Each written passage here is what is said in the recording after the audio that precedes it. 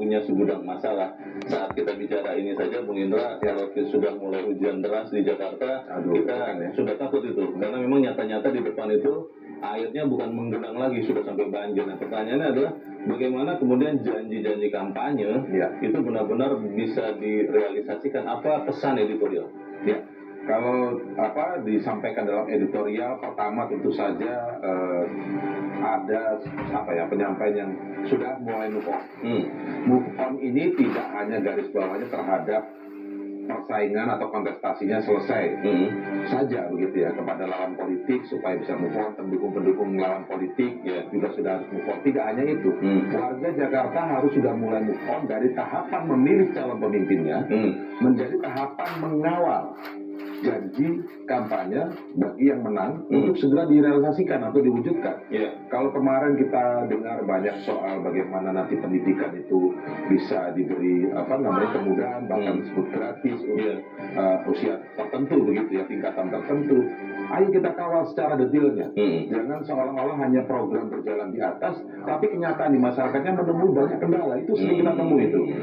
Katanya gratis, tapi begitu berada di bawah ada syarat A, B, C, D yang menyulit. Ada pungutan juga. Ada pungutan, jangan sampai seperti itu juga.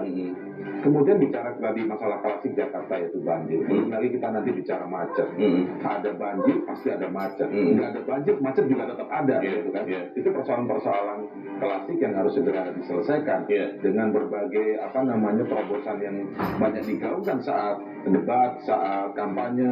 Itu harus terwujud, tidak hanya menjadi isu-isu populis yang disampaikan oleh para kandidat atau waktu itu oleh Mas Pram dan Bang Rano itu hanya menjadi bahan-bahan untuk orasi saja. Menjadi menarik juga ketika ada sebagian orang yang mengatakan ini ada tantangan tambahan ketika walaupun kita sudah melupakan kontestasi politik, tapi kan dukungan politiknya berbeda dengan pemerintah pusat.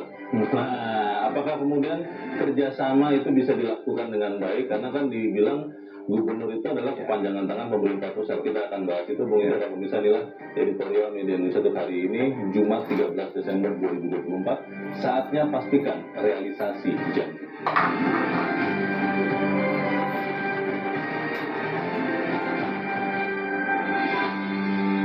Saatnya pastikan realisasi janji.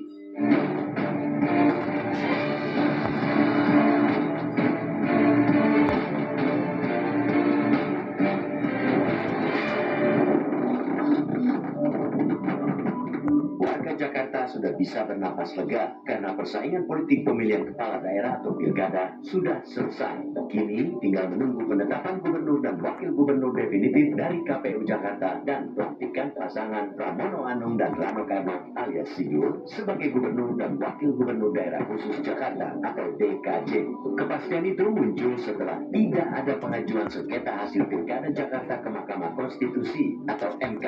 Padahal sebelumnya beragam manuver politik diungkapkan mengenai kecurangan dalam pilkada yang akan dilaporkan ke MK.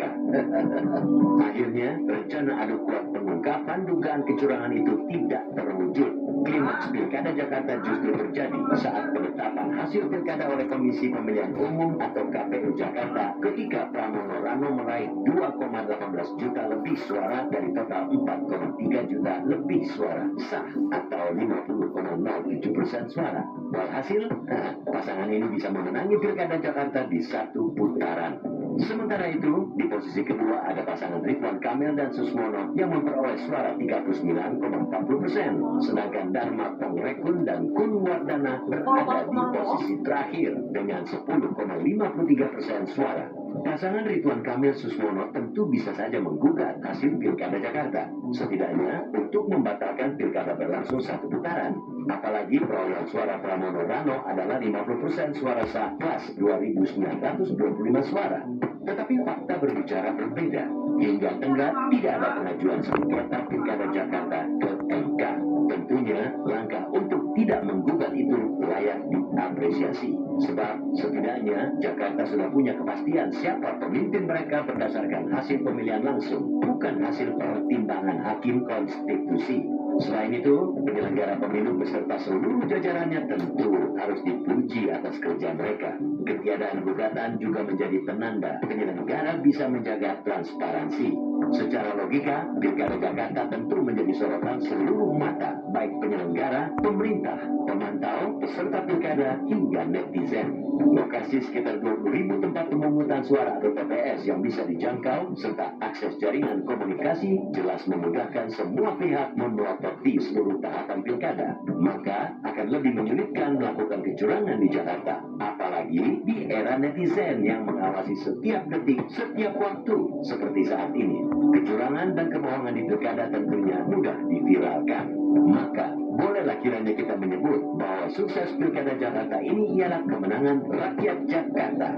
Pelaksanaan pilkada yang berlangsung praktis tanpa konflik, termasuk yang berbau politik identitas, patut pula kita puji. Itulah kedewasaan dalam berdemokrasi.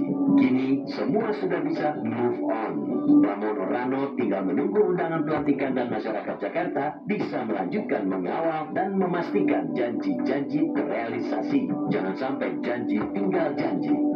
Masyarakat Kampung Bayam yang menunggu untuk bisa menempati rumah susun misalnya, atau masyarakat miskin kota yang dijanjikan hendak dicarikan solusi permanen, tinggal menagih janji yang disampaikan Pramono Rano.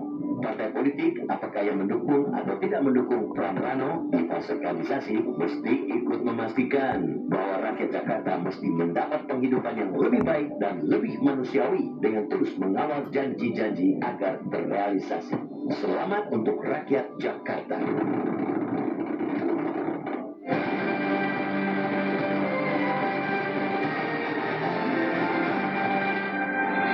Di bagian berikut Anda bisa menyatakan pendapat Anda terkait editorial pagi ini. Pemirsa, untuk saat ini tetaplah bersama kami.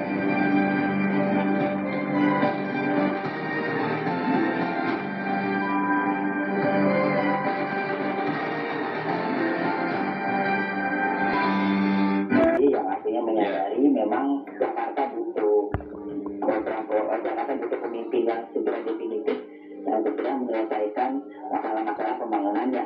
Terkait 100 hari kerja memang ada disampaikan juga langsung oleh Mas